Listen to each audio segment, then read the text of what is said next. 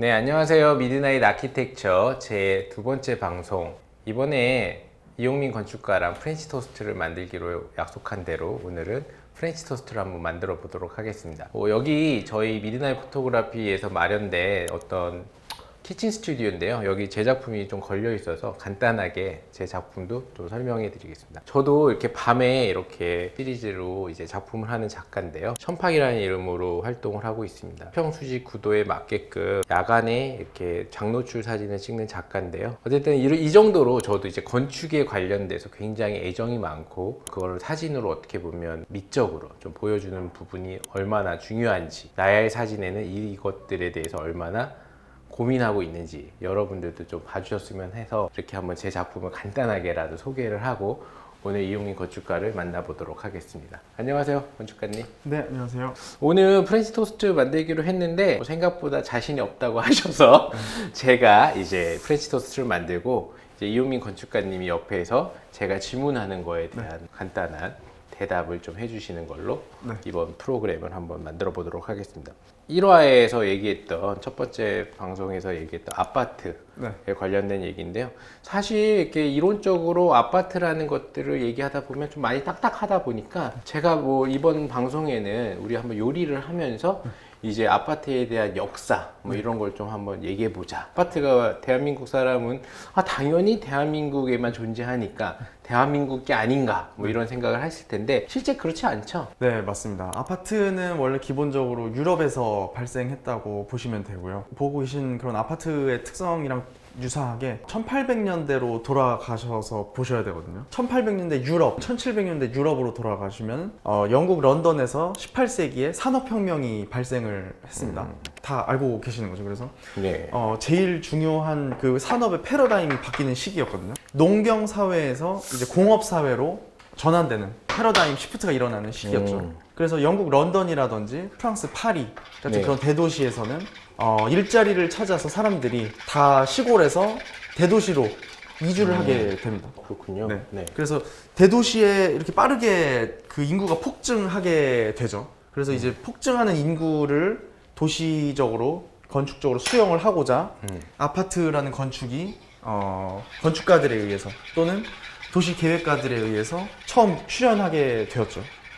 그러면 어떻게 대한민국의 아파트 이거는 어떤 걸 통해서 이제 이렇게 변형됐다고 그래야 되나? 뭐 이렇게 볼 수 있는데 사실 외국 사람들이 한국에 오면 대한민국의 아파트 좀 특이하다 뭐 이렇게 얘기하시는 분들이 꽤 많더라고요. 그래서 그런 것들은 대체 어떻게 좀 생각이 드시는지 좀 궁금합니다. 제가 1700, 800년대를 아까 말씀드렸는데 조금 더 이제 타임머신을 좀 더 시간을 땡겨서 1900년대 초반 정도로 일단 가보시면 좋을 것 같은데요. 1900년대 초반 정도면은 이제 산업 시대가 거의 완성이 돼서 다 공업 시대가 된 상황이고, 그리고 제1차 세계대전이 끝난 그런 시대라고 보시면 되는데, 그리고 이미 대도시권이 형성이 다 되었죠. 그래서 이제 건축가들이 그거에 대한 아파트에 대한 그런 습작이라든지 연구라든지 실험을 또 하게 됩니다. 그래서 런던이라든지 이런 공업 도시 같은 경우는 굉장히 위생적으로나 환경적으로 굉장히 안 좋은 상태가 됐어요. 지금은 뭐 환경도 많이 생각을 하고, 그리고 뭐 친환경적인 건축이라든지 자재라든지 또는 뭐 그런 에코에 대한 자동차라든지 그런 게 나오잖아요. 근데 그 당시만 해도 그런 거에 대한 개념이 없었거든요. 그래서 이제 건축가들이 그런 위생적인 그 비위생적인 도시를 개선하고자 모더니즘 건축가 중에서 이제 거의 탑으로 여겨지는 르꼬르비지에라는 건축가가 있거든요. 그 건축가가 이제 플랑 부화장이라고 1925년도에 파리의 대도시권에 7만 8천 명의 인구를 수용하는 그런 타워형의 아파트들을 계획을 하게 됩니다. 그래서 이제 그게 이제 타워형 아파트의 거의 기원이라고 보시면 되고, 또 하나가 있는데 독일 건축가 중에 루드비 힐버자이머라는 건축가가 있어요. 그분도 이제 1920년대에 하이라이즈 시티라는 그 판상형 아파트 계획안을 만들게 되는데, 그게 이제 판상형 아파트의 시초라고 보시면 되는데 둘 다 실현은 되지는 않았어요. 근데 이제 제일 중요한 게 하이라이즈 시티 같은 경우는 직주 일체형 주거라고 요즘 많이 쓰잖아요. 그래서 저층부에는 공장이라든지 사무실이 있고 그 고층부에는 주거시설이 배치되는, 그러니까 직주 혼합 평의 아파트였던 거죠. 그래서 이제 이런 아파트들이 한국으로 광복 후에 1950년대에 수입이 되고 우리나라도 서울을 중심으로 대도시권이 형성이 되잖아요. 그래서 이제 그 도시로 몰려든 인구를 수용하고자 이런 아파트 타입들을 받아들이게 됩니다. 아, 그렇군요. 네. 제가 이제 아파트 하면 보통 분들은 이제 아파트의 역사, 어떻게 보면 기원 이런 것들은 네. 사실은 궁금하지 않을 수는 있지만 사실 듣고 나면 새로운데? 라고 생각할 수는 있을 것 같아요. 그러면 뭐 제가 알기로는 이제 중국이나 홍콩 이런 동아시아들은 이제 인구 밀도가 높아서 그런 건지 어떻게 보면 좀 아파트를 나쁘게 비하하면 이제 새집 같다. 그렇죠. 뭐 어떻게 보면 약간 프라이버시가 없고 굉장히 삭막하다 뭐 이런 얘기를 하는데 어떻게 보면 오피스텔 구조나 아파트 구조나 대한민국의 어떤 건축법에는 상이하게 다르지만 일반적으로 이제 고층에 여러 가지 다수의 가구들이 살고 있는 이런 아파트를 보면 사람들이 좀 답답하고 미관이 너무 섬뜩하다 뭐 이럴 수 있는데 어떤 면에서 또 외국 사람들이 보면 되게 신선하다고 느끼는 부분이 있는 것 같아요. 근데 이제 아파트가 대한민국에 들어오면서 이제 첫 아파트가 있을 거 아니에요? 그거 어떻게 뭐 좀 역사적으로 설명해 줄 수 있나요?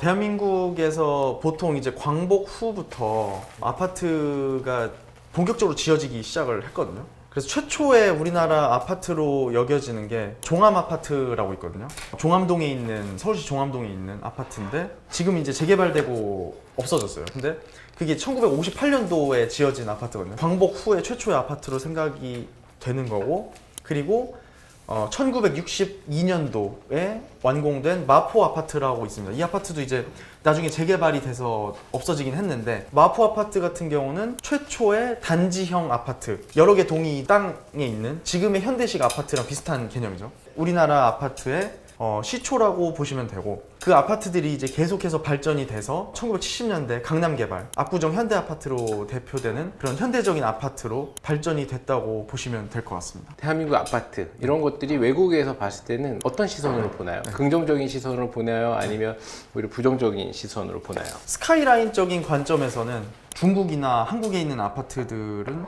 그렇게 별로 외국인들도 좋아하지는 않는 것 같아요. 근데 네. 그분들이 이제 실제 한국에 있는 아파트 단지에 들어오잖아요. 그럼 이제 그 아파트의 그 조경, 공원과 같이 이렇게 꾸며져 있는 조경과 그 위에 이렇게 높이 솟아있는 아파트들 그거에 대해서 굉장히 인상 깊게 보시는 분들이 많은 것 같더라고요. 어떻게 이런 아파트가 있지? 이런 이미지가 일단 네. 먼저인 것 같아요. 뭐 닭장 같은 그런 아파트라는 홍콩에 있는 그런 아파트들도 있지만 긍정적으로 이렇게 보는 분들 외국 분들이 많이 계신 것 같아요. 그러면 어떻게 보면 아파트의 발전, 네. 뭐 점차적으로 좀 새롭게 패러다임이 구성될 확률이 굉장히 크겠네요. 그렇죠, 맞습니다. 그렇게 긍정적으로 저도 개인적으로 보고 있어요. 앞으로는 아파트의 주거 형식 같은 경우도 굉장히 다양화될 가능성이 큽니다. 왜냐하면은 1인 주거가 늘어나고 있고 핵가족이 더 핵가족화되고 있고 그러면 이제 개인들이 쪼개지는 거거든요. 라이프 스타일도 굉장히 다양화될 가능성이 큽니다. 그럼 그 다양한 라이프 스타일을 4-5개 유닛 타입 가지고는 그 수용하는 게 쉽지가 않겠죠. 그럼 1인 가구에 대한 라이프 스타일 그리고 2인, 3인, 4인 그런 라이프 스타일의 다양성을 충족시켜주는 그런 방향으로 나아가지 않을까 그런 생각이 듭니다. 미국 같은 경우도 그런 방향으로 지금 건축이 되고 있거든요. 네, 오늘 뭐 제가 뭐 이렇게 진행을 하면서 프렌치 토스트를 만들다 보니까 많이 태워먹었어요. 네, 뭐 진행 자체는 뭐 이게 뭐 음식 요리 하는 데는 아니잖아요. 뭐 간단하게 계란을 풀어서 이제 이렇게 묻혀가지고 이제 만들었는데 엉망이네요, 엉망. 네, 뭐 스태프분들도 앞에 계시니까 네, 그냥 저희가 알아서 맛있게 먹도록. 어떻게 보면 이렇게 못생기게 만드는 것도 어떻게 보면 재미난 또 뭐 채널의 어떤 방법이지 않을까. 네, 저희는 어쨌든 건축 얘기 나누고자 이제 일부러 프렌치 토스트라는 걸 한번 만들어 봤습니다.